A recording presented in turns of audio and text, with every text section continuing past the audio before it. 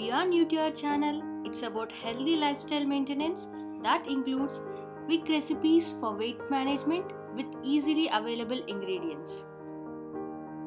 Homemade beauty tips with natural elements available at your home. Yoga and fitness tips for your physical and mental health.